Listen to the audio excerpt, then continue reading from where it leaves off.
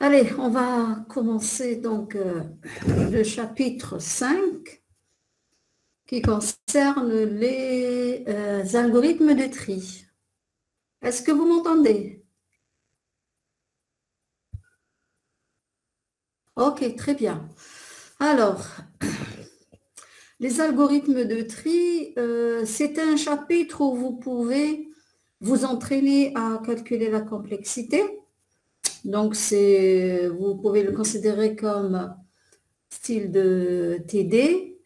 Et puis, comme je l'ai déjà dit précédemment, le tri, il peut vous servir dans d'autres applications. Souvent, on doit d'abord trier pour appliquer un traitement donné. Voilà, donc c'est pour cela que c'est important et c'est pour cela aussi qu'on a tout un chapitre sur les tris. Alors, les tris, c'est deux catégories. Hein. C'est les tris classiques que, bon, souvent on utilise. Il y a ensuite ce que j'appelle les tris performants. Et ici, et donc, je présente trois, le tri rapide, le tri par tas, le tas qu'on a vu dans les structures de données, et sort, et puis le tri fusion, qu'on appelle aussi merge sort, et qu'on a déjà vu. Hein. Donc, normalement, ce dernier point, ça a été déjà fait lorsqu'on a vu les techniques. Hein. C'était les techniques beaucoup plus, la technique divisée pour régner. Et donc là, on a pris l'exemple justement du tri fusion. Alors, on va commencer par les tris.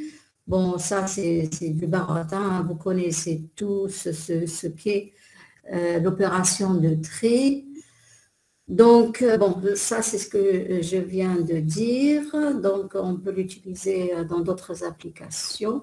Et puis, il faut savoir qu'on peut trier non seulement des nombres, mais on peut trier aussi du texte, des objets, donc des éléments de divers types. Alors, ce qu'on va voir comme algorithme classique, nous avons le tri par sélection, le tri par insertion et le tri à bulles. Il y a au moins ça, hein, mais vous pouvez trouver d'autres types, d'autres tris, d'autres méthodes ailleurs, dans la littérature. Alors, pourquoi je fais ce partitionnement à tri classique et tri performant?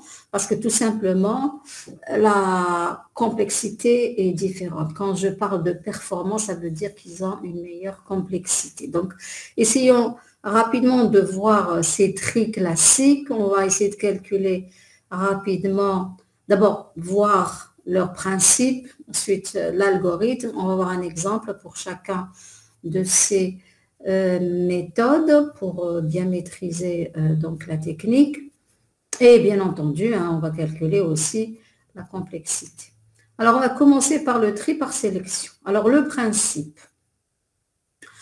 Alors, voilà, on va chercher le minimum. Donc là, on va travailler sur des entiers hein, pour nous faciliter les choses parce que ici, l'essentiel, c'est de trier peu importe la relation qui existe entre les éléments du tableau à trier. Et donc, ici, on a un tableau d'entiers et on va essayer donc de trier par ordre croissant. Alors, une de ces méthodes, c'est celle-là. Donc, on va chercher le minimum des nombres. Alors, si on doit chercher le minimum, c'est qu'on doit parcourir tout le tableau et puis repérer le minimum ainsi que sa position dans le tableau. Parce qu'après, on va l'échanger avec le nombre qui se trouve à la position 1. Alors, une fois qu'on a mis le plus petit nombre à la première position, on va répéter ce processus pour les n-1 éléments qui restent.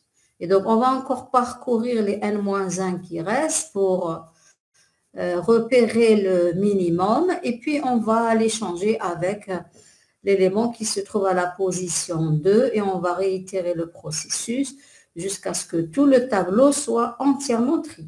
Voilà. Donc, comment est-ce qu'on va écrire notre algorithme? Alors, notre algorithme, il va s'écrire de cette manière-là. Alors, j'ai besoin de min J et j'ai besoin de min I parce que j'ai besoin de repérer le minimum ainsi que sa position dans le tableau. Alors, min J, c'est la position et min X, c'est le nombre. Alors ici, on a affaire à des nombres réels, mais peu importe. Et puis, le I et le J vont tout simplement servir à parcourir le tableau. Alors, qu'est-ce qu'on va faire ici? On va parcourir de 1 jusqu'à n-1. Alors, on va mettre, donc, on va commencer à I égale à 1. Et puis, on va aller de I plus 2 jusqu'à n pour, donc, chercher le minimum. Alors, comment on cherche le minimum? Alors, on suppose que il est à voilà, il est à min J. Hein. Donc, T de min J, c'est le minimum. Et donc, quand on va parcourir le tableau, et si on trouve que T de J est inférieur à T de min J, on va tout simplement faire permuter le min J avec le J. Une fois qu'on a fait ça, ça veut dire qu'on a donc trouvé le minimum. On va tout simplement échanger. Donc, ça, c'est la deuxième opération. Dans le min X, on va, donc c'est la position. On va mettre T de I, d'accord? Ensuite, donc min X, attendez. Min X, c'est le T de I, donc c'est le minimum. Parce que là, non, T de min J, c'est le minimum. Et le I, c'est la position où on doit le mettre. Alors, on va d'abord prendre l'élément qui se trouve à T de I, on va le mettre dans min X. Ensuite, voilà, à T de min J, on va mettre l'élément qui se trouve à I.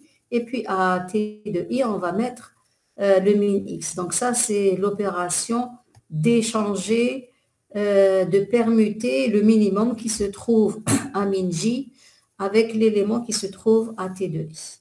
Voilà. Alors, quand on va analyser l'algorithme en pire cas pour calculer la complexité, alors ici, c'est simple, hein, donc on a deux boucles pour. Donc, il n'y a pas vraiment de pire cas. Et donc, on parcourt de I jusqu'à n-1. Et puis, donc c'est ça, cette opération-là, et I. Donc ça va nous donner, et puis on parcourt, donc J, ça va de I plus 1 jusqu'à N. Donc, ce deuxième parcours, puisque on commence à I plus 1, donc ça va faire 2 jusqu'à N. Et I-1, donc tout calcul fait, on va trouver n au carré moins n divisé par 2. Et donc, on va trouver une complexité pardon, de l'ordre de n au carré. Alors, en moyen cas, ça n'existe pas aussi parce que on n'a que des pour. Donc, dans tous les cas, on a une seule complexité qui est pire cas et moyen cas. Alors, le moyen cas, je ne vais pas beaucoup le traiter ici parce que ça va prendre du temps. Généralement, on l'utilise rarement, sauf que lorsqu'on fait vraiment de la recherche poussée pour des problèmes poussés. Donc, on n'est pas dans ce cas-là. Et en plus, on n'a pas beaucoup de temps parce qu'il ne nous reste que 2 semaines pour terminer le chapitre.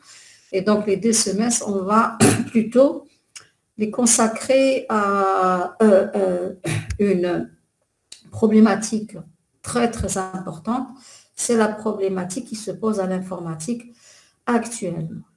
Bien, alors ici, je voulais justement vous montrer comment on applique cet algorithme sur un exemple. Donc là, j'ai mis des nombres au hasard et on va essayer de le dérouler. Alors, on le déroule en essayant de passer par chaque itération. Et donc, alors, comment ça fonctionne? Alors, le min x et le min j. Alors, au départ, voilà, on va commencer à partir de 1. Et donc, le min j est égal à 1 au départ. Le min j. Alors, je préfère garder cette appellation-là. Et puis là, je vais tout simplement insérer. Voilà. Alors, on vient de voir que le min j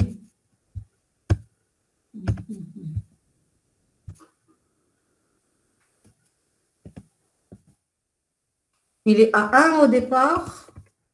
Et donc, le min x, c'était de min x, c'est-à-dire, alors s'il est à 1 ici, le min x, il est à 11. Alors, ensuite, qu'est-ce qu'on fait? On va aller, donc, de i plus 1 jusqu'à n, donc de 2 jusqu'à n, et pour rechercher tout simplement le minimum. Alors, donc on est là. Ensuite, on passe à t de i, donc 34. Et on compare le 11 avec 34. Du moment que 11 est plus petit que 34, donc on ne fait rien, mais par contre, on va avancer. Alors, j'arrive pas.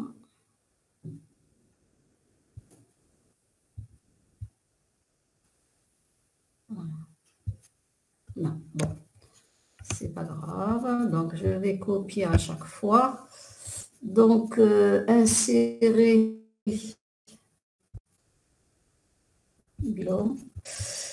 Alors, la deuxième itération. Donc, le min j, il est toujours à 1. Alors, oui, il fallait que je rajoute aussi, ce qui bouge, c'est le j. Hein. Il faut que je le mette.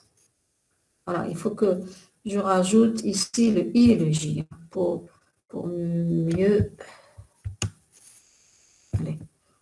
Là, je vais rajouter insert right. Insert right.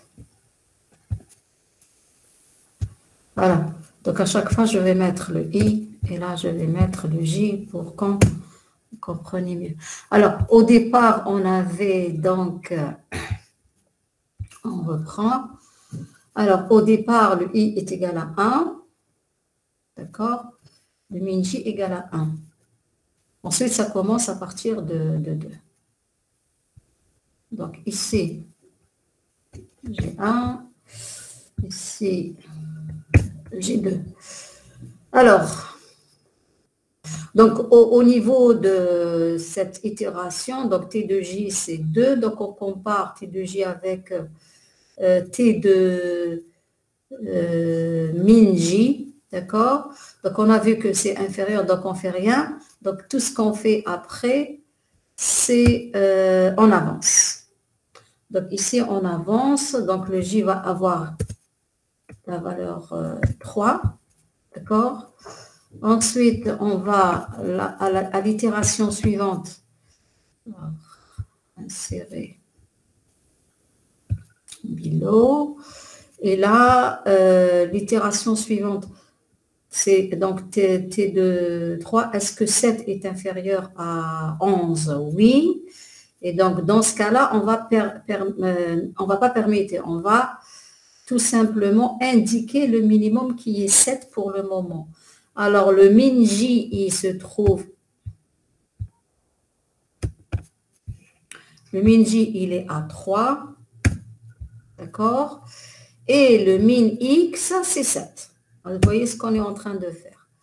Ensuite, on avance, donc J égale à 4. Ensuite, alors, insert. Peut-être que je vais les... Non, c'est pas à droite que je veux faire, mais c'est below. Allez, je vais les insérer une fois pour toutes, pour qu'on n'aura pas à chaque fois à venir pour insérer. Insert.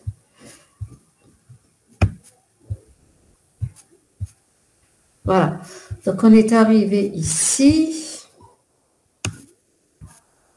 Alors, J égale à 4, donc on est là.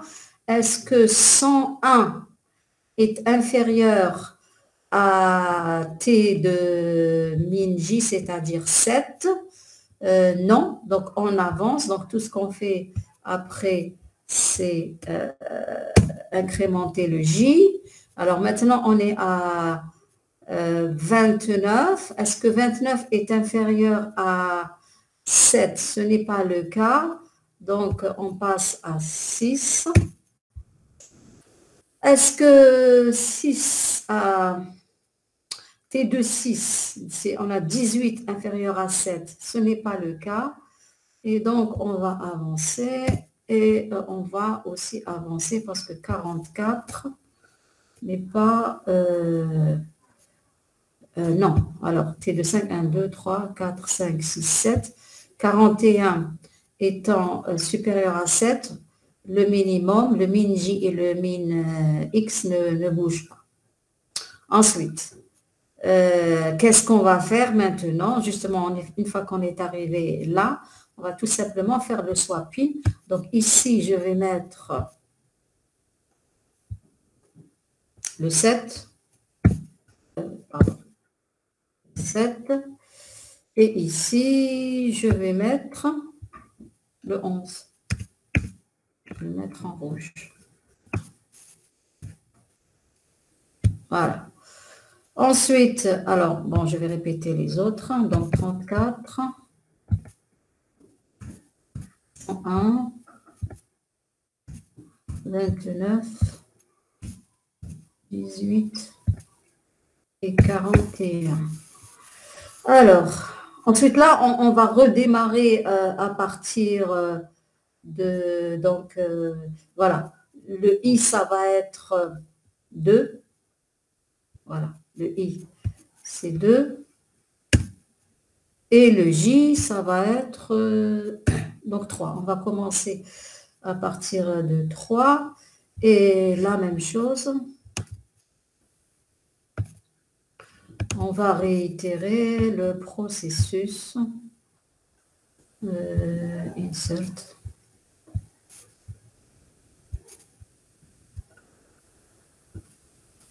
Bon, il se pourrait que je ne puisse pas aller très très loin, mais on va... Bien. Donc, on est à I égale à 2 et on est à J égale à 3. Alors, ici, on prend le minimum des deux, donc entre 34 et 11. Donc, ça va être le min X, ça va être 11 pour le moment. Et puis, il se trouve à 3. D'accord? Et on va donc incrémenter le J pour passer à 4. Et on va donc faire la même chose. Ensuite, à 4, donc j'ai 101. C'est plus grand que 11. Donc, je fais rien. Donc, je fais juste incrémenter le J. Le 29, la même chose. Hein, donc, il est plus grand. Donc, j'incrémente le J. 18 étant plus grand, je vais juste incrémenter le J. Alors, 41 étant plus grand, donc je ne fais rien. Et donc là, encore, je vais permuter. Donc là, qu'est-ce que je permute? Le T de I avec le T de min J. Donc ça me fait 11, 34. Bien sûr, j'ai le 7 ici. Alors, le 7 ici. Donc, ces deux-là, ça y est, ils sont bien rangés. Donc, vous voyez qu'à chaque fois, on cherche le minimum et on va le mettre en tête de liste. Et puis, on va continuer. Donc, là, j'ai 101, 29, 18 et 41. Alors, je reprends maintenant. Donc, mon I maintenant, il est égal à 3. Hein, j'espère que vous êtes en train de suivre. Donc, je suis là et le J, il est à 4. À chaque fois, c'est I plus 1. D'accord? Et on va continuer jusqu'à...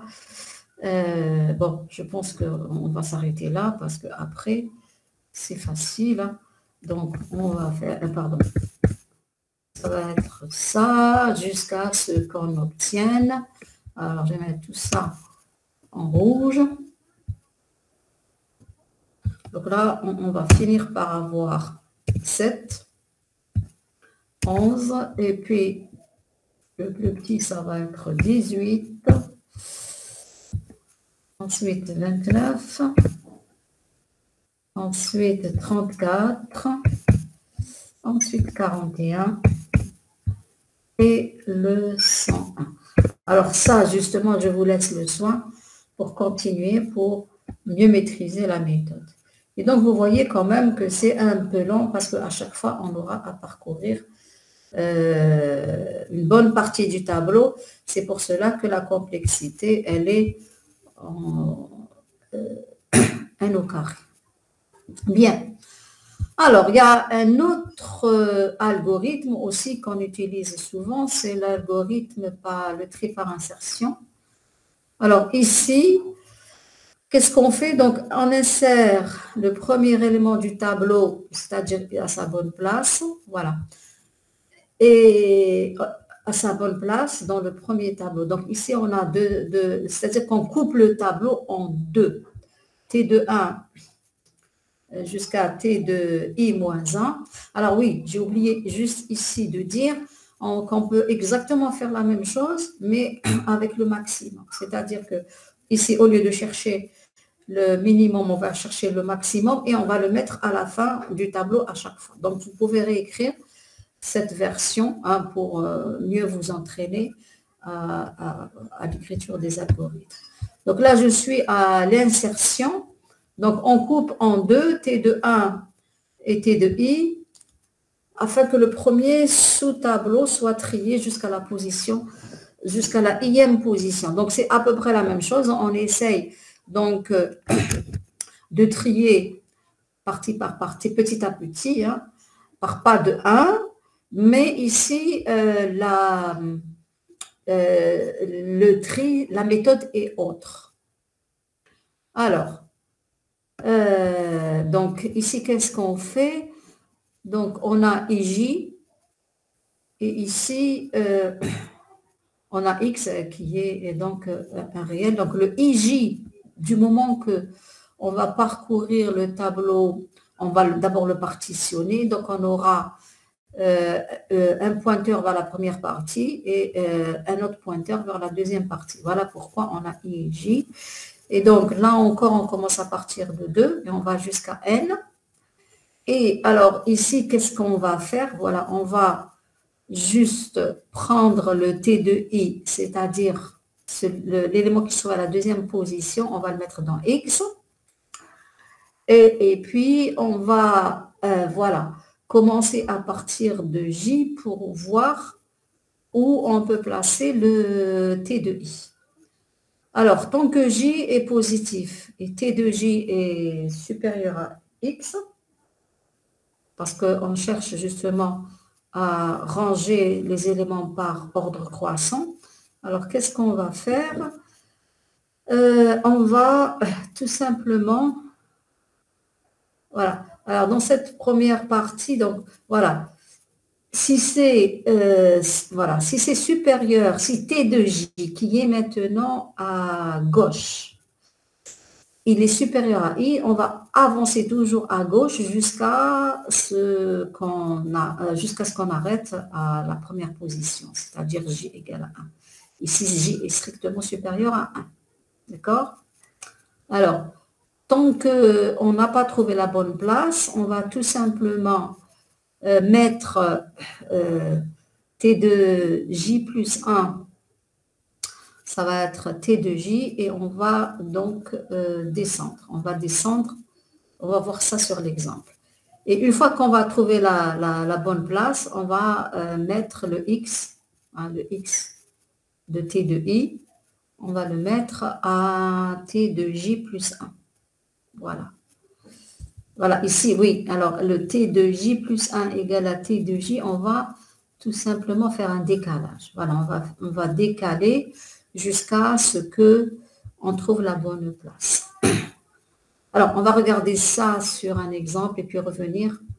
Donc, revenir à la complexité. Alors, table, on va insérer comme on l'a fait tout à l'heure. Alors, cette fois-ci, on va prendre uniquement 5 pour aller vite. Parce qu'on a vu que, en fait, quand ça prend... Alors, je vais mettre concile là-bas. Je vais éliminer ce cadran. Et à partir de là, donc, je vais insérer une petite table. Alors là, voilà, 5, ça me suffit largement. Ensuite, on va mettre la bordure.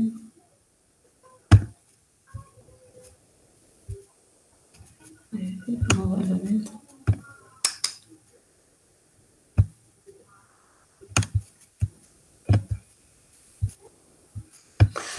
Allez, on va prendre tout ce qu'on veut, hein, comme élément 12,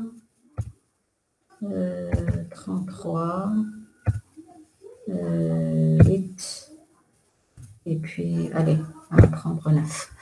Alors, comment ça va marcher dans ce cas? Alors là encore, je vais avoir besoin d'insérer.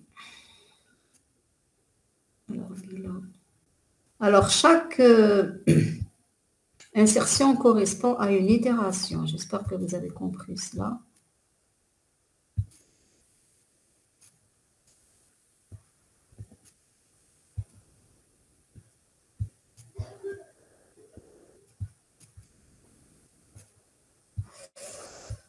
Alors, peut-être que je vais rajouter aussi l'histoire de... Alors, ici, arrive maintenant.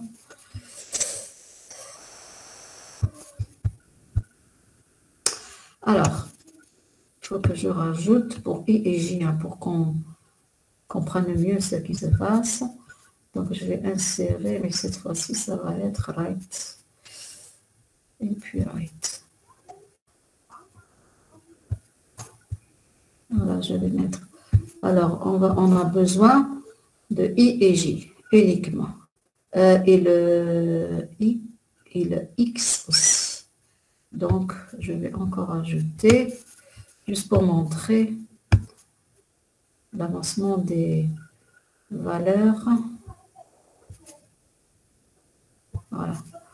Alors ça, je vais les mettre comme ils n'appartiennent pas au tableau. Je vais les mettre...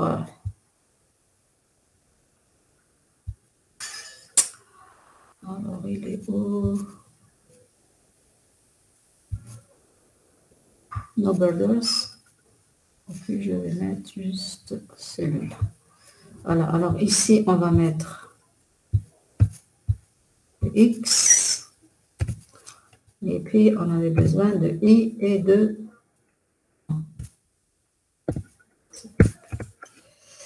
Alors, X et puis J.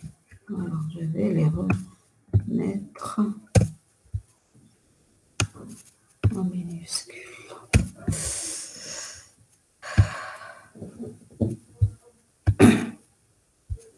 Alors, vous voyez que X, dès le départ, est égal à T de 2. Donc, X ici, ça va être égal à 12. Pardon. 12. Et on commence donc à mettre J à I moins 1.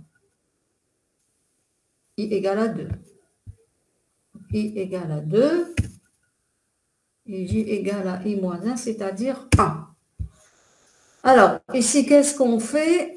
Donc, on va tout simplement essayer de descendre.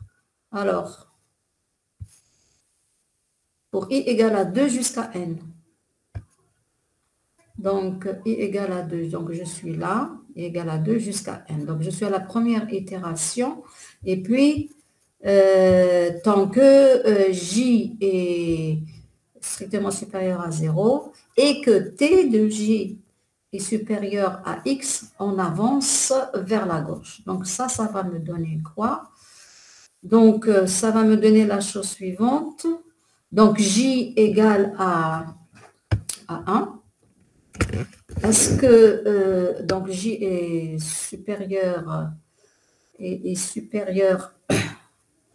à 1? Donc, est-ce que alors, tant que alors oui, alors qu'est-ce que je fais ici? Si c'est supérieur, je vais décaler. Voilà. Donc ici, j'ai T de J qui est égal à 54. C'est supérieur à, donc là, on reprend à X. Hein. Donc c'est supérieur à 12. Donc tout ce qu'on va faire, c'est décaler, c'est-à-dire mettre le 54 ici. Et on va décrémenter le J, donc ça va nous donner 0. Et quand on va faire la deuxième itération, donc J est à 0, on ne fait rien. Et c'est à ce moment-là qu'on va placer le 12 ici. Voilà. Ensuite, on va avancer. Donc, alors le 12 ici, voilà, il est... voilà, ce n'est pas encore le minimum. Hein. Tout ce qu'on a fait ici, c'est qu'on a rangé ces deux-là. Donc, ils sont bien rangés. On a le 12 et 54. Ensuite, maintenant, on passe à I égale à 3. Et X, on va lui donner la valeur qui se trouve à A2, c'est-à-dire 54. Voilà, c'est bien ça. Donc, X, c'est T de I. Donc, I, c'est égal à 3. Non, c'est 33. Pardon. Donc, on est à I égale à 3. Ici, 33. Et le J, ça va être égal à... C'est pas ici qu'il fallait... Attendez, c'est l'itération suivante. Donc ça, c'est faux. Voilà, je suis ici. Alors, j'ai 3. Donc, I égale à 3. T de I égale à 33. Et le J, il va être égal à 3. I moins 1, ça veut dire 2. Voilà. Donc, le J, il est là. Le I, il est là. D'accord? Alors, on va avancer de ce côté-là. On va donc... bon, là, je reprends tout ce que j'ai ici. Donc, 8 et 9. Donc, on va tester le T de I, donc 33, avec plutôt le T de J qui est à 2, avec X est égal à 33. Alors, 54 étant supérieur à 33, donc on va encore avancer, mais en avançant, on va mettre le 54 ici. D'accord? Ensuite, on décrémente le J, donc on sera à 1, et on compare, donc T de J avec X, T de J c'est 12, il est inférieur à 33, qui est égal à X, donc c'est là où on va mettre 33, et donc on va s'arrêter. Donc on va voir ça. Ensuite, on passe à I égale à 4. Donc, T de 4, c'est 8. Et J, c'est 3. Donc, J, et on est ici. T de I, c'est 8. Et I est égal à 4. D'accord? Donc là, je reprends ce qu'on avait là. Alors, ici, on commence. Donc, le J, il va partir de ce côté-là. Le I, il est pour le moment à 4.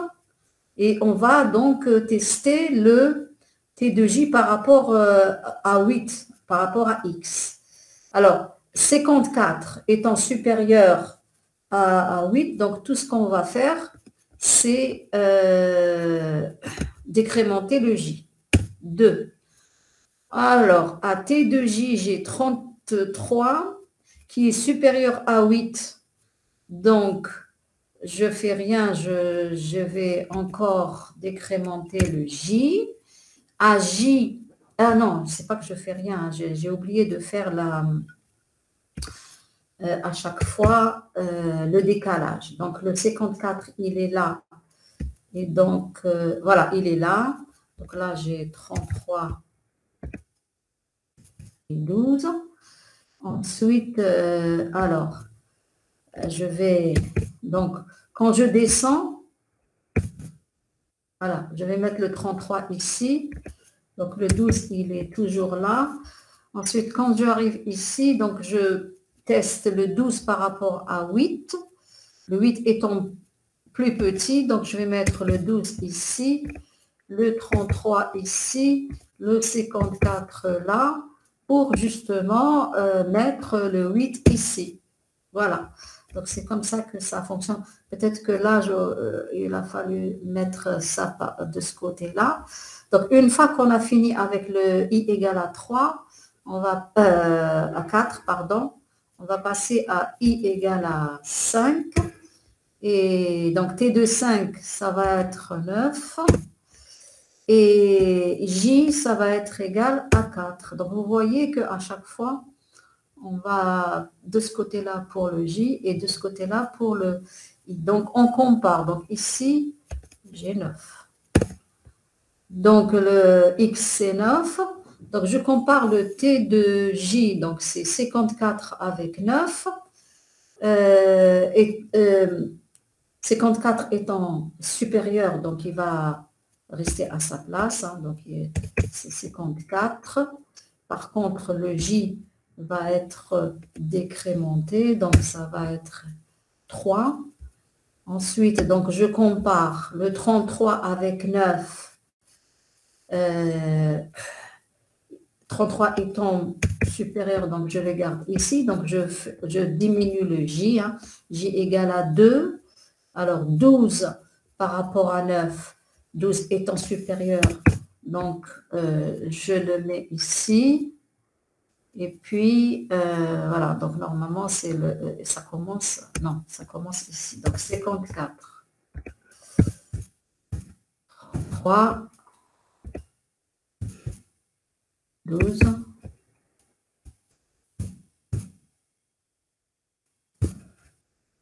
Alors, je suis à 8. 8 étant inférieur à 9. Donc, c'est le 9, je vais le mettre ici. Et je vais garder le 8 ici. Voilà, donc grosso modo, c'est comme ça que ça se passe. C'est pourquoi ça parle de insertion, parce qu'on va donc regarder, une fois qu'on est à I, on va regarder tous les éléments qui précèdent le I, qui sont normalement, à partir de là, bien rangés, mais on va donc chercher l'endroit où placer le X qui est à T de I. Voilà. Donc, une fois qu'on lui cherche la place, on l'insère. Mais avant cela, il faut qu'on fasse justement des décalages. Donc, pour revenir à la complexité, donc ici, il faut parler de pire cas. Alors, le pire cas, justement, on l'a bien vu ici, c'est à chaque fois lorsque T de J est supérieur à X. Et donc là, on va aller jusqu'à la fin. Et aller jusqu'à la fin, ça nous fait normalement J, voilà, J qui est égal à I moins 1. Et ça va être de 2 jusqu'à N. On va trouver la même chose que tout à l'heure. Donc, une complexité de l'ordre de N au carré. Bien, il nous reste encore, bon, la version récursive, vous pouvez la revoir vous-même. D'accord, c'est très simple. Donc, une fois qu'on a fait, fait ici tout le décalage, on va encore appeler la même chose pour I plus 1 jusqu'à N. Voilà, ça on l'a bien vu sur le... Alors, ce que je ne vais pas faire aujourd'hui, c'est un peu... Ça va prendre du temps et par rapport au programme, et puis j'ai vu que c'est vraiment pas nécessaire. Donc, c'est comment on fait l'analyse en moyen cas. Donc, ici, vous avez un exemple. Bon, si vous avez le temps, si vous êtes intéressé, vous regardez cela de près. Et bon, sinon, je vais tout simplement passer à l'autre. Enfin, ici, l'idée est la suivante. Quand j'ai traité l'exemple, c'est qu'à chaque fois que je fais ces décalages, donc je suppose que l'élément que je dois mettre quelque part, d'abord que tous ces, comment dire, à chaque itération, je lui associe une probabilité. Donc, vous voyez que s'il s'agit de probabilité, c'est un peu compliqué. 1 sur I, et après, voilà, 1 sur I, et on multiplie par tous les cas, ensuite on fait la moyenne, et on trouve ce qu'il faut peut-être regarder, c'est qu'on trouve un nombre de comparaison qui est égal à n au carré sur 4, alors que pour le pire cas, on avait trouvé n au carré sur 2. Donc, vous voyez qu'en moyenne, ça se comporte mieux que le pire cas et c'est tout à fait normal. Parce que le pire cas, c'est le cas qui nécessite le plus de temps. Bien, alors le triabule, comment il fonctionne? Alors, ici, c'est toujours la même histoire. C'est un peu similaire plutôt à la sélection. C'est-à-dire, on sélectionne le plus petit ou le plus grand et on le range à droite ou à gauche. Ici, on va faire pratiquement la même chose, mais on va le faire sortir. C'est comme une bulle, le maximum et le mettre tout à fait à droite. Voilà comment que ça se passe. Alors, on va regarder peut-être ça aussi sur un exemple. Alors, j'ai 1, 2, 3, 4. Alors là, je vais je vais essayer d'avoir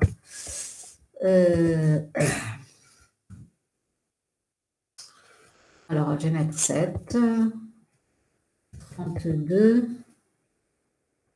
alors 30, 30, 28, 23. Alors, 1, 2, 3, 4, 5, ça me suffit largement pour vous montrer comment ça se passe.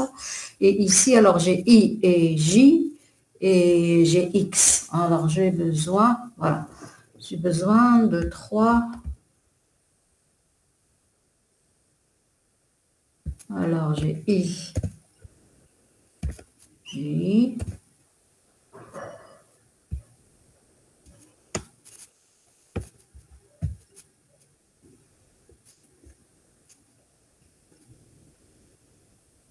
et J et X.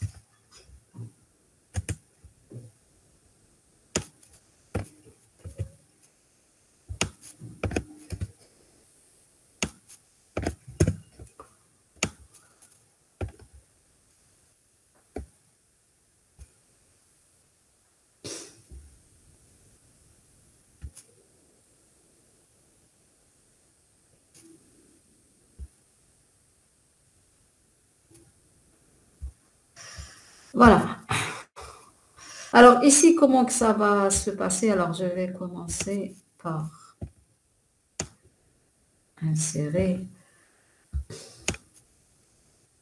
plutôt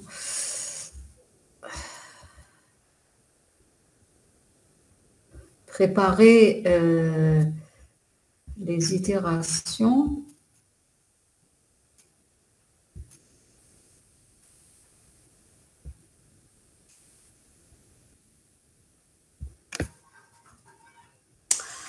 Bien, alors ici, comment que ça va se faire?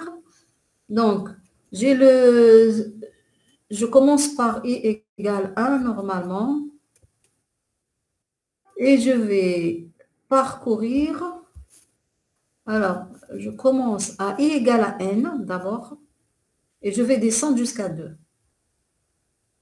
Ensuite, je vais de 1 jusqu'à i-1. Voilà. Et donc, à chaque fois, je vais faire ressortir normalement le plus grand. Si t de j est supérieur à t de j plus 1, parce qu'on peut faire aussi dans l'autre sens. Hein.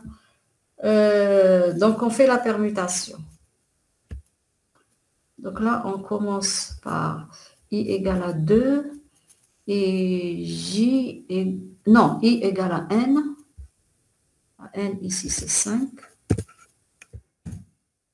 Et j égale normalement, on vient de voir, j allant de 1 jusqu'à i-1. 1.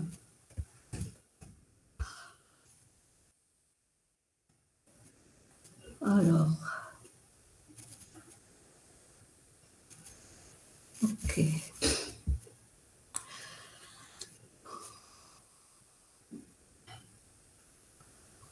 Et dans le x, voilà, le x, on va mettre le plus grand à chaque fois.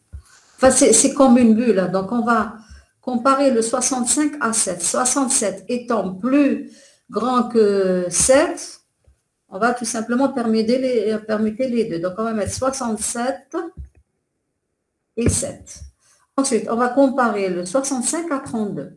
65 étant plus grand, donc on va mettre 65 ici et le 32 ici. Ensuite, on compare 65 à 30. Donc ici, c'est vraiment le pire cas. Hein, c'est qu'à chaque fois, 65 est plus grand. Donc on va le mettre ici et on va mettre le 30 ici. Et enfin, on compare le 65 à 23, c'est encore le plus grand. Donc on va le mettre ici et le 23 ici. Donc là, vous voyez que en parcourant une fois, on est arrivé à placer le plus grand ici. Donc ici, on reprend ce qu'on avait avant. Donc 7, 32, 30 et 23. Et puis, on va refaire exactement la même chose, mais pour ces n-1 éléments. 7 par rapport à 32. C'est le 32 qui est plus grand, donc on ne fait rien. Ensuite, donc on garde donc 7, 32. Ensuite, on compare 32 avec 30. Par contre, ici, le 32 est plus grand. Donc, on va le placer ici et on va donc juste permuter le 30. Ensuite, 32 avec 23, c'est 32 qui est plus grand. Donc, on va le mettre ici et le 23 ici. Donc, on va avoir 30 et 7. Et donc, vous voyez bien que on vient de ranger les deux plus grands éléments correctement. Allez, on va finir. Je pense que on peut aller jusqu'au bout.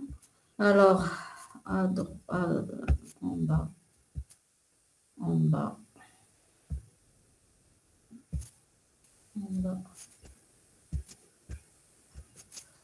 Voilà. Ensuite, maintenant, on va s'occuper de ces trois-là. Alors, 7 étant plus petit que 30, donc c'est 30 qui sort comme bulle. Donc, on le garde à sa place. Donc, il ne bouge pas. 7. Ensuite, on compare 30 avec 23. 30 étant plus grand, donc on va le mettre ici. Et là, on va avoir 23 et 7. Et donc, on ne touche pas à ces deux-là. D'accord, 65. On va ranger ces deux-là. Alors, 7 étant plus petit, donc le résultat final, c'est celui-là. Voilà. Donc, on a bien rangé, on a bien trié. Bien, alors, rapidement, on va voir le quick. Le quick sort, le tri rapide. Alors, le tri rapide, il est très simple à comprendre. Donc, tout ce qu'on va faire, c'est qu'on va prendre un pivot, un élément, qu'on appelle pivot. Bon, on prend un élément au hasard, hein, donc c'est aléatoirement. Et puis, on va mettre tous les éléments qui sont plus petits, on va les mettre à gauche, et tous ceux qui sont supérieurs, on va les mettre à droite. Et on va refaire l'opération donc de manière récursive à droite et à gauche. Donc, ce qui donne l'algorithme suivant. Alors, choisir aléatoirement un élément X de S. Et on va partitionner le S en 3 sous-ensembles, S1, S2, S3.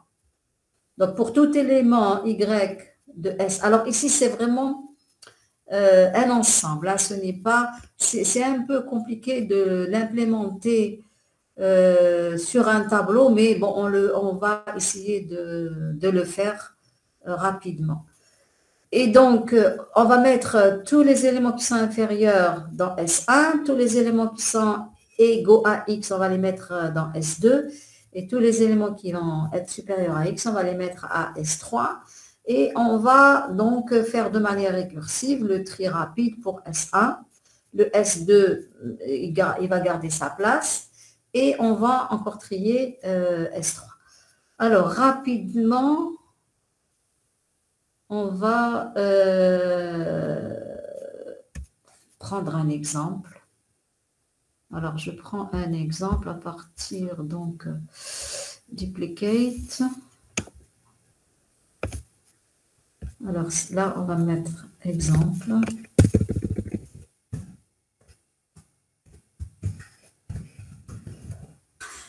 Donc, on va effacer tout ça.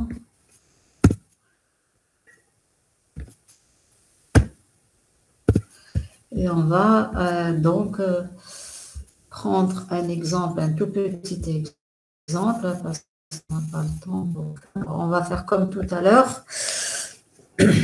On va prendre un tableau de 5 éléments. Alors.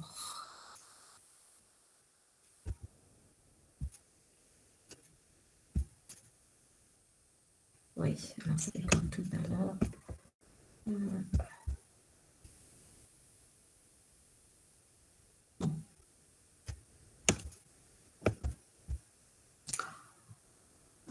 Alors, on va avoir besoin aussi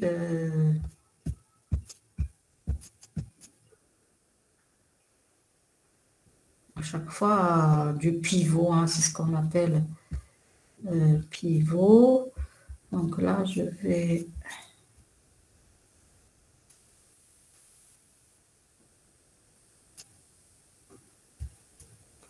Donc notre pivot, on l'appelle X. Et là, on prend n'importe quoi comme...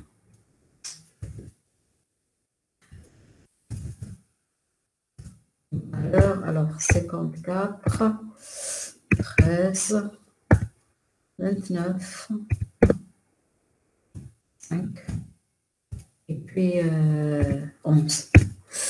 Voilà. Alors, comment que ça se passe? Donc, on va tout simplement choisir notre X, ici, aléatoirement. Ah, je vais prendre X égale à 13. Allez, on va faire comme tout à l'heure. Donc, insérer plus bas, insérer plus bas. plusieurs fois.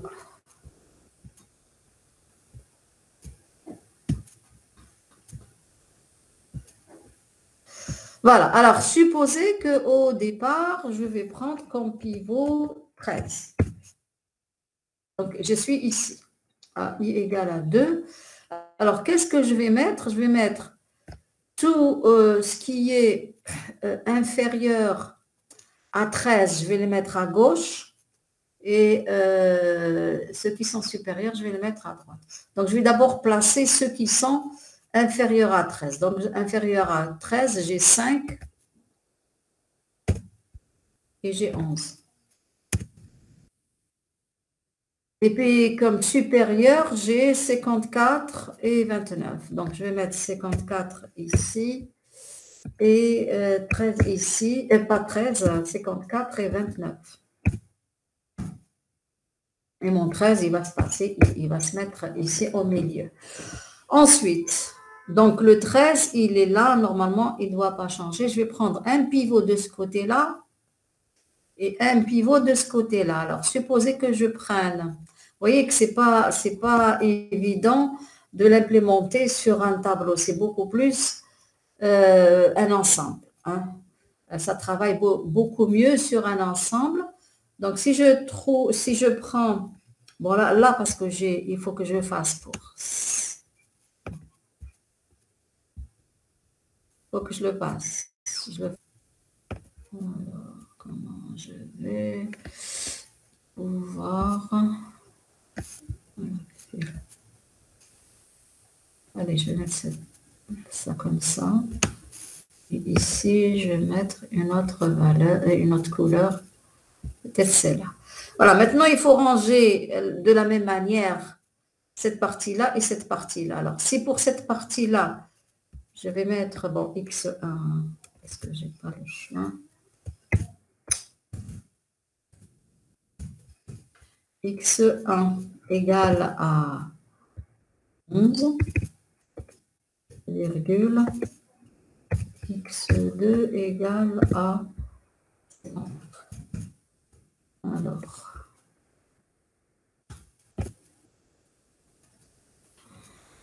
Alors, si je prends 5, j'ai pris 11 ici. Donc, à gauche, je vais mettre ce qui est inférieur à 11, donc ça va être 5. Et c'est tout parce que je n'ai pas supérieur à 5. Donc, ici, je reprends les mêmes nombres, 5 et 11. Ils sont déjà pris. Si je prends par contre ici 54, donc je vais mettre à gauche tout ce qui est inférieur à 54, ça va me faire 29. Et puis, puisque j'ai rien comme nombre supérieur à 54, je vais avoir ça et le 13, il est ici. Donc, vous remarquez quand même une chose, c'est que c'est un tri qui est vraiment rapide. Hein? Donc, c'est ça le résultat. On a fini beaucoup plus rapidement par rapport aux autres. Sauf que quand, au pire cas, lorsque ces éléments sont triés par ordre décroissant, là quand même ça va être plus lent, ça va être un peu comme les algorithmes qu'on a vus tout à l'heure. Bien, est-ce que vous avez encore un peu de temps pour faire le trita et on clôt justement ce chapitre-là?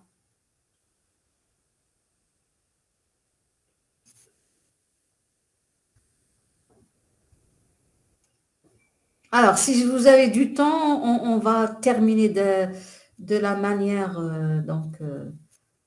suivante. Le trita, s'il est très très important, c'est le plus performant, c'est beaucoup plus celui-là qu'il faut utiliser. Alors, donc je termine rapidement. Donc, on vient de voir un exemple. Oui, alors on est là. Hein. Alors, en moyen cas, donc c'est un peu compliqué, hein, c'est peut-être plus compliqué que tout à l'heure. Donc, on ne va pas faire ça. Par contre, pour le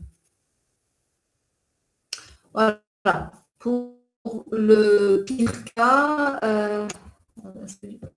oui, il est là. pour le pire cas, on va voir que ça va donner une complexité de n au carré. Hein. C'est facile de le faire parce que ici, la complexité pour trier un tableau de n, ça va faire du moment qu'on va comparer tous les éléments de l'ensemble, inférieur à x, supérieur à x, égal à x. Donc, on va faire n-1 comparaison et puis trier les n-1 qui restent. Donc, ça va donner cette équation récurrente. Et quand on va donc la résoudre, on va donc descendre plus bas pour obtenir 1 plus 2 jusqu'à n-1.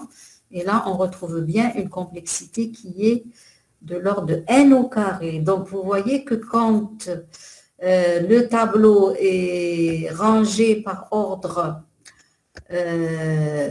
décroissant, hein, le cas le plus défavorable survient lorsque le pivot choisi au hasard est le plus petit de la liste et que cette situation se répète à chaque appel.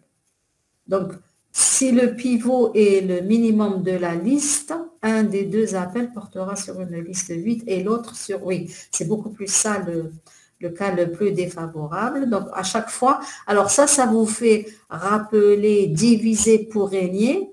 Et malheureusement, dans ce cas, on divise toujours de manière inégale. Donc, 1, le plus petit, et n-1, les autres. Et donc, c'est pour cela qu'on obtient une complexité qui est de l'ordre de n au carré. Il ne faut pas oublier ça. Donc, on est toujours en train de voir, d'illustrer un peu les méthodes qu'on a vues dans le dernier chapitre.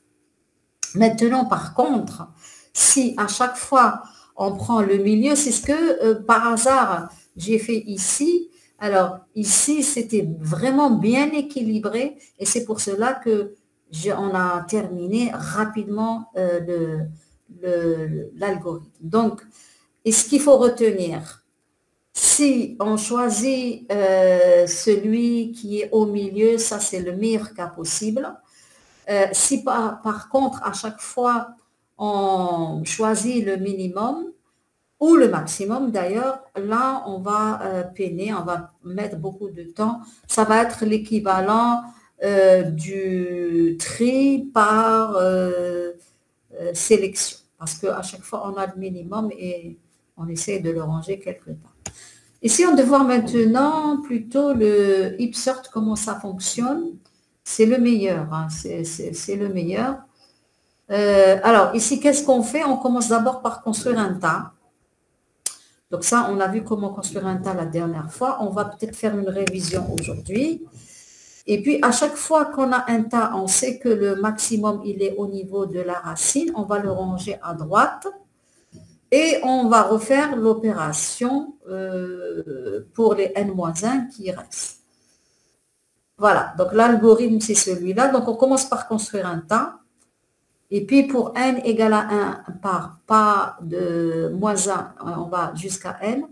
On va tout simplement mettre le plus grand, c'est-à-dire on va le mettre tout à fait à droite. Et on va reprendre les n-1, donc on va entasser de 1 jusqu'à n-1. Qu'est-ce que ça veut dire entasser? C'est reconstruire le tas. Normalement, il va se faire très rapidement. Et on va donc répéter l'opération jusqu'à ce qu'on termine.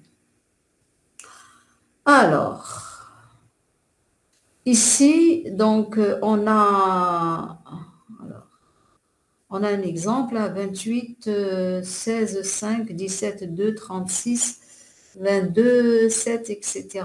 Alors, on va construire, bon, je préfère dupliquer et vous expliquer. Alors, dupliquer. Voilà.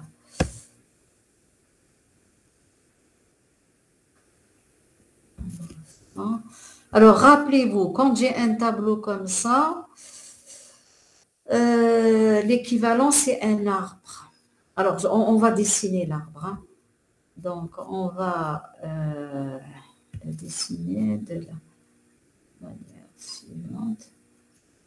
D'abord,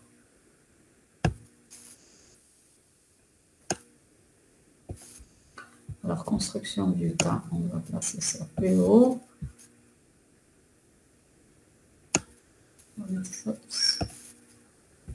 Alors, est-ce qu'il est notre le point que je viens de... Alors, ici. Je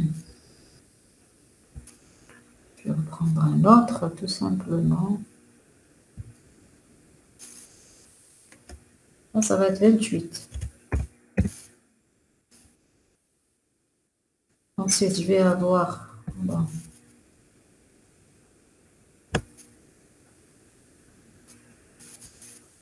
Oh non.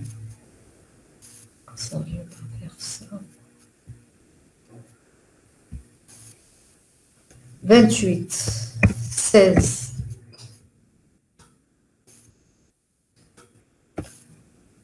Euh, 5.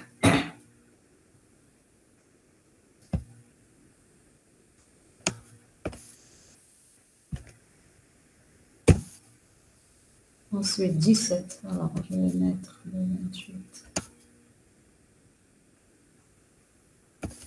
Ici, le 16. Non. Ici, ensuite, j'ai 17.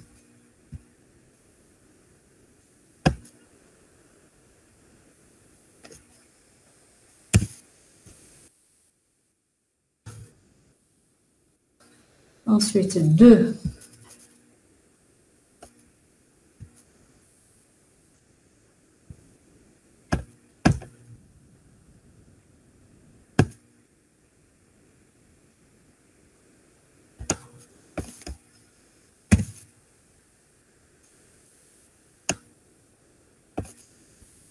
Donc ça, c'est une révision pour la construction du tas. Ensuite, 36.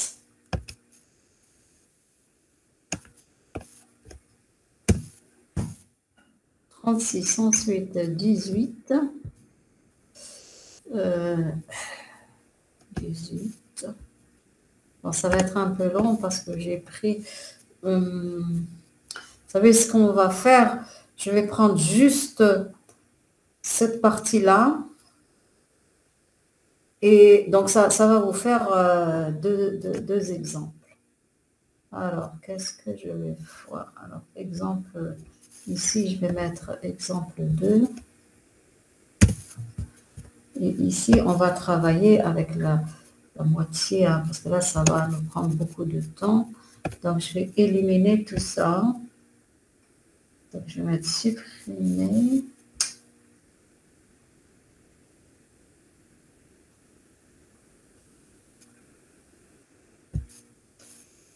Alors, supprimer, c'est ici, delete, colonne. Voilà. On va travailler sur cet exemple-là. Et puis, donc, on va garder... Bon, je vais enlever tout ça et on va garder 1, 2, 3, 4, 5, 1, 2, 3, 4, 5 et donc je vais éliminer tout ça. Voilà, pour avoir le temps de terminer. Voilà. Alors, triparta, et donc ça c'est exemple, non, ça c'est exemple 1. Et voilà, exemple 2, celui qui est plus grand. Alors ici, qu'est-ce qu'on va faire? Donc, j'ai 26. Là, je commence d'abord par construire, par schématiser l'arbre. Rappelez-vous, c'est pas, ça ne se construit pas. Alors là, j'ai 16. Pourquoi j'ai oublié le 16 ici, hein? Donc, j'ai 28, 16, 5 non, c'est bon. Ensuite, 16, 16, 5. Ensuite, 17. Ensuite, 2. Et le 36, je vais le supprimer. Voilà. Alors, rappelez-vous alors comment on construit le tas. Donc, on commence au niveau par les feuilles. Hein. Alors, tout ça. faut supprimer. On commence par les feuilles. Donc, les feuilles, au niveau des feuilles, je ne fais rien. Ensuite, je monte comme ça. Le 5, c'est aussi une feuille, je ne fais rien. Et pour le 16, qu'est-ce que je vais faire? Je vais tout simplement prendre le plus grand. C'est-à-dire que ici, je vais mettre 17. Et le 16, je vais le faire descendre ici, 16. Donc, au niveau de la table, je vais tout simplement permuter 17 avec 16. Voilà. Ensuite, je monte. Donc, je viens ici. Le 28 étant supérieur à 17 et 5, donc je ne fais rien. Donc, là, j'obtiens un tas. D'accord?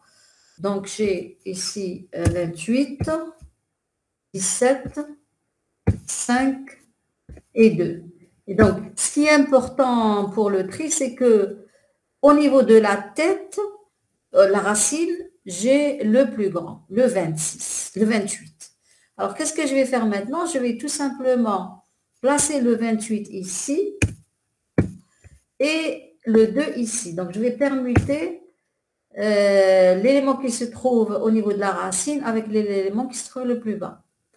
Et donc, le 28, maintenant, il est à sa place. Donc, l'opération suivante consiste à tout simplement éliminer ce 2 ici et par contre le mettre ici au niveau de la racine, puisque c'est ce que je viens de faire, et puis reconstruire le tas.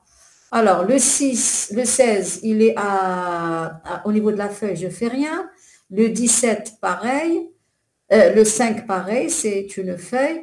Ensuite, je viens au 17. Le 17 étant plus grand que 16, donc il est à sa place. Par contre, ici, au niveau du 2, quand je passe à 2, le 2 étant plus petit que le 17, je vais faire la permutation. Donc ici, je vais avoir 17 et ici, le 2. D'accord? Et au niveau donc, de mon tableau, donc je viens de faire une permutation 17 avec 2. Sauf que quand je viens ici à 2, il faut que je rétablisse aussi l'ordre plus bas, 2 étant inférieur à 16. Donc, je vais faire monter le 16 ici et faire descendre le 2. Et donc, cette opération-là, ça va être 16 à la place du 2 et le 2 ici. Le 2 ici. Maintenant, ça y est, j'obtiens un tas puisqu'il répond aux critères du tas. Et comme tout à l'heure,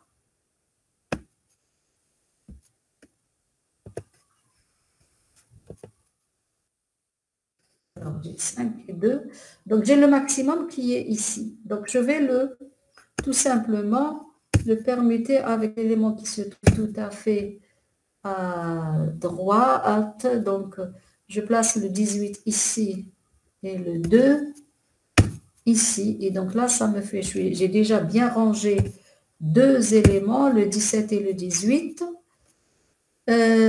Ensuite, donc, on va éliminer, hein, comme on a fait tout à l'heure. Donc, ça va s'éliminer. Et ici, je vais mettre la permutation que je viens de faire. Ça va me donner 2. Voilà. Donc, je vais m'occuper de cette partie-là. Donc, j'ai 16 et 5.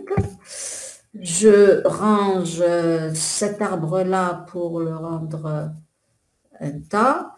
Donc 5, je ne fais rien. 16, je ne fais rien. Au niveau du 2, par contre, là, je vais prendre le plus grand qui est 16. Et je vais mettre le plus petit ici, 2. Et donc ça, c'est donc une permutation entre 2 et 16. Et donc là, je reprends ce que j'ai, un 5, 17 et 28.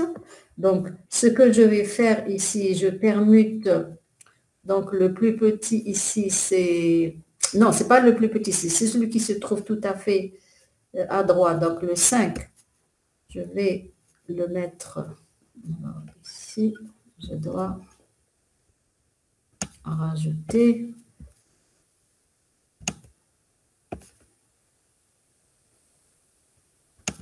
quelques lignes. Alors, insérer en bas. Je vais encore faire une fois et je pense que ça va être fini. Donc ici, je vais placer le 5 ici. Donc, ce qui revient à le mettre en début et le 16, puisque c'est le plus grand, donc je le mets ici. Et donc là, je vais avoir le 2, le 17 et le 28. Et donc, cette opération-là consiste tout simplement à mettre le 5 plus haut au niveau donc, de la racine. Voilà, donc ce qui me reste comme arbre. Donc, je dois ranger ces deux-là.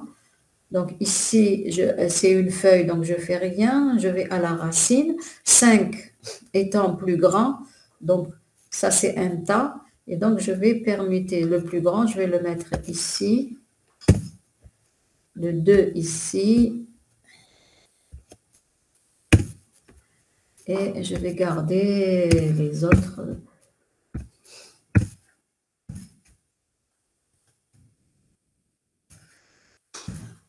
Et puis, je termine puisqu'il ne me reste plus qu'un seul. Hein. Donc ça, j'élimine.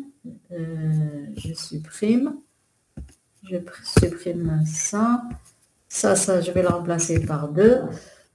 Comme j'ai un seul élément, donc je termine. Donc, il est bien placé et on voit bien que on a bien rangé tous les éléments du tableau. Voilà. Donc ça vous fait un autre exemple. Voilà, donc j'ai pas eu vraiment besoin de faire ça parce que j'ai construit le tas et en même temps, donc voilà. Alors ça c'est construction et tas, construction et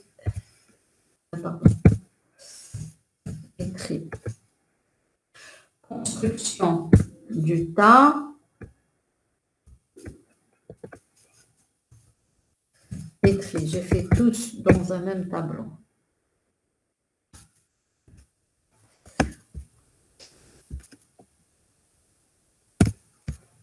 Voilà, donc ça, on va le mettre ici.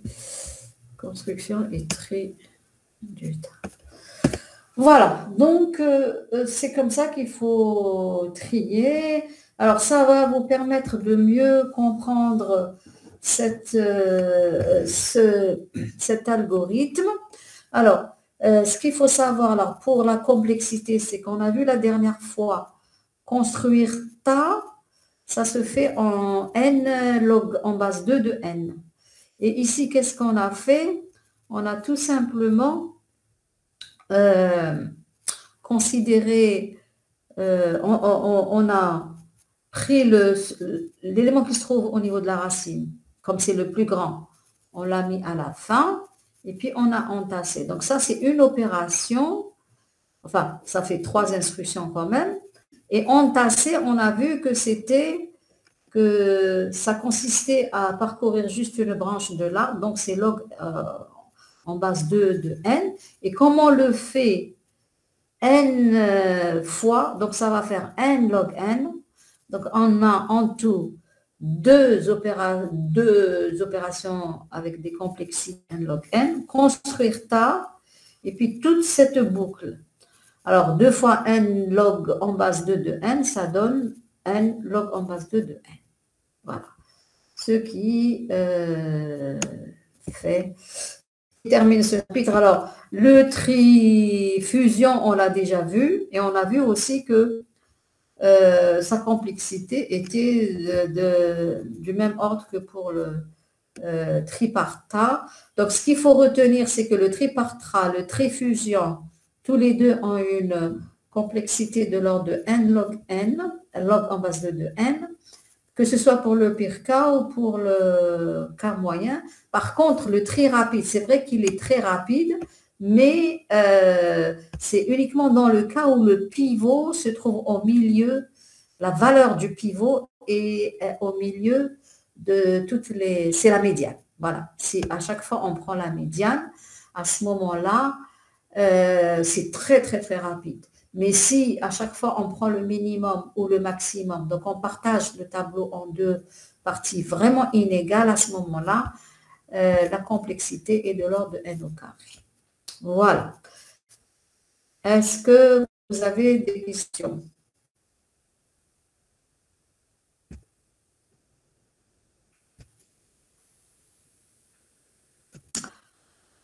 Bon, alors, il faut bien donc réviser votre ce chapitre-là, que je vais mettre là tout de suite sur Moodle. Vous pouvez toujours me poser des questions sur Moodle, une fois que vous aurez donc repris tout ce qu'on a vu aujourd'hui. Donc, après les vacances, il va nous rester 2 semaines qu'on va consacrer à la véritable problématique de l'informatique et qui est la NP-complétude. Donc, on va voir pourquoi est-ce qu'on doit à chaque fois calculer la complexité d'un algorithme, parce que justement, si, bon, on a vu déjà cela, si on ne trouve pas un algorithme qui soit polynomial, à ce moment-là, ce n'est pas la peine de le programmer. Et on va voir que le dernier chapitre consiste, alors il faut faire la différence entre deux choses. Alors jusqu'à maintenant, on a parlé de la complexité des algorithmes.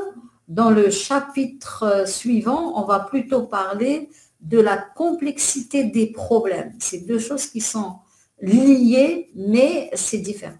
Voilà, donc on va passer à la complexité des algorithmes et des problèmes. Et on va plus particulièrement voir la classe des problèmes NP complets. Bon, c'est généralement, hein, vous allez, les étudiants assimilent très bien ce chapitre, même si malheureusement il fait très peur aux autres, il fait très peur. D'ailleurs, ce chapitre-là n'est pas enseigné dans les autres masters parce qu'il fait peur, alors que chaque année, les étudiants assimilent très bien et comprennent très bien cette histoire de NP complet.